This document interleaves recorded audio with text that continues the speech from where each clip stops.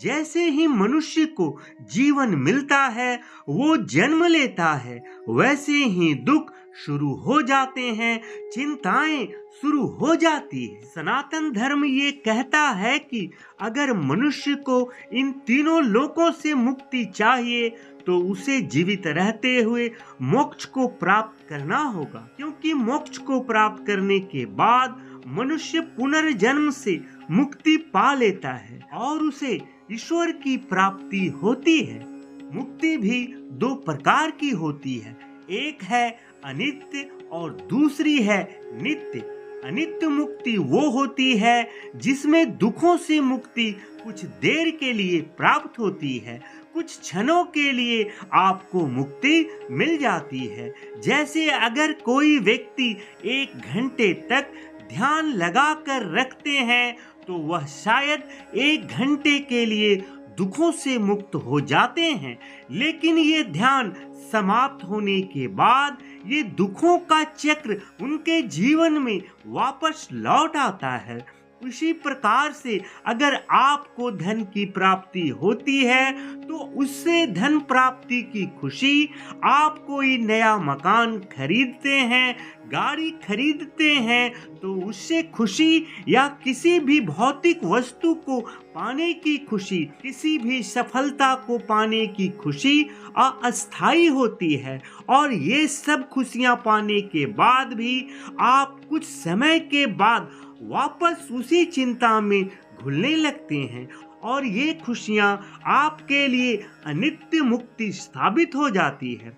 आपने भी देखा होगा, बहुत बार आपकी भी कोई इच्छा पूरी हो जाती है। जैसे मान लीजिए आपको धन की प्राप्ति हो जाती है, आप जिस मकान की इच्छा करते हैं, जिस प्रकार की गाड़ी की इच्छा रखते हैं, परीक्षा में पास होने की इच्छा करते हैं, नौकरी व्यापार की इच्छा करते हैं, आप किसी प्रोफेशन की इच्छा करते हैं, कोई प्रमोशन की इच्छा करते हैं और आपकी इच्छा पूरी हो जाती है और आपको लगता है आप हमेशा के लिए प्रसन्न हो जाएंगे, लेकिन वो खुशी ज्यादा दिनों तक नहीं रहती है, शायद कुछ हफ्तों तक या कुछ महीनों तक ही रहती है और उस खुशी के बाद वापस आप दुख की तरफ जाने लगते हैं। आपको दोबारा से चिंताएं सताने लगती है, लेकिन नित्य मुक्ति में ऐसा नहीं होता है।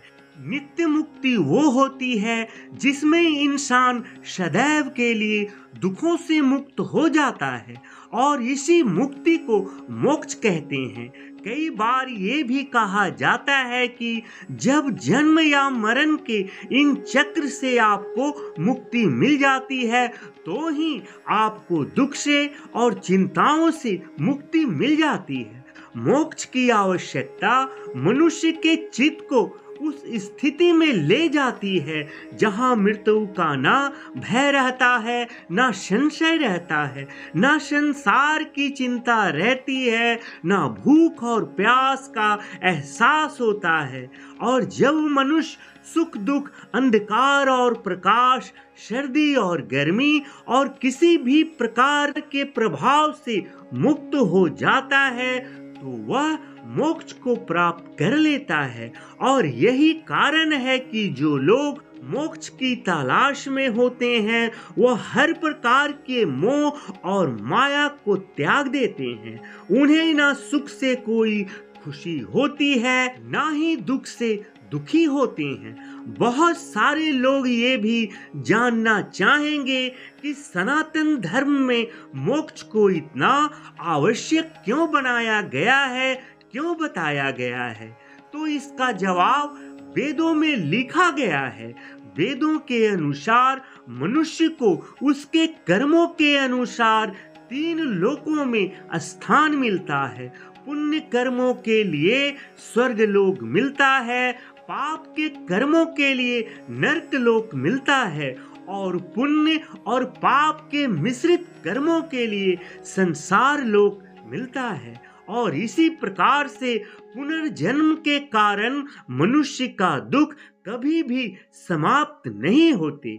जैसे ही मनुष्य को जीवन मिलता है, वह जन्म लेता है, वैसे ही दुख शुरू हो जाते हैं, चिंताएं शुरू हो जाती है। सनातन धर्म ये कहता है कि अगर मनुष्य को इन तीनों लोकों से मुक्ति चाहिए तो उसे जीवित रहते हुए मोक्ष को प्राप्त करना होगा, क्योंकि मोक्ष को प्राप्त करने के बाद मनुष्य पुनर्जन्म से मुक्ति पा लेता है और उसे ईश्वर की प्राप्ति होती है।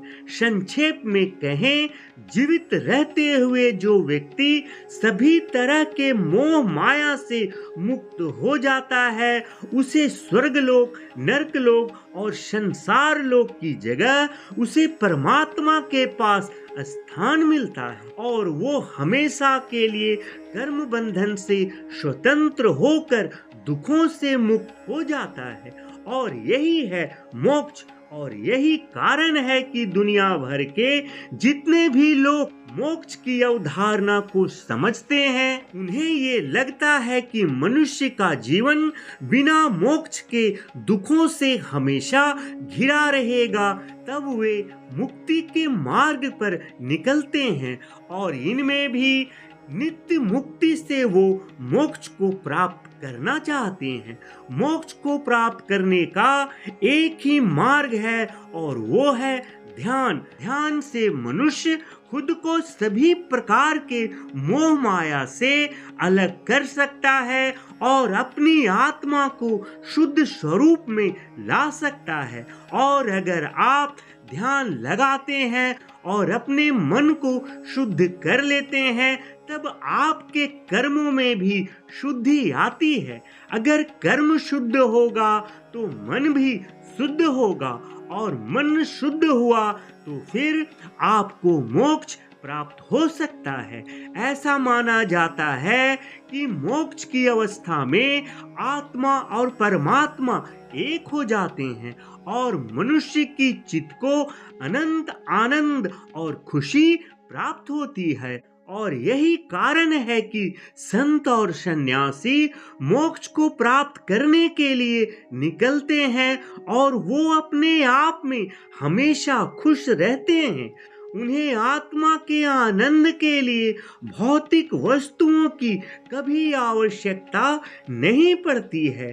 और आपने भी देखा होगा, बहुत सारे साधु संतों को, जो पहुँचे हुए साधु संत हैं, वो हमेशा प्रसन्न रहते हैं।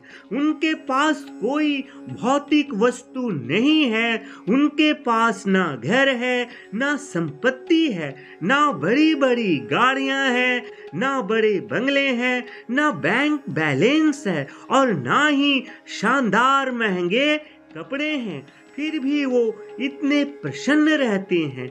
बड़ी बात यह है कि इस बात को बड़े बड़े कंट्री, अमेरिका, ब्रिटेन, फ्रांस, रसिया, दक्षिण अफ्रीका जैसे देशों के लोग समझ रहे हैं।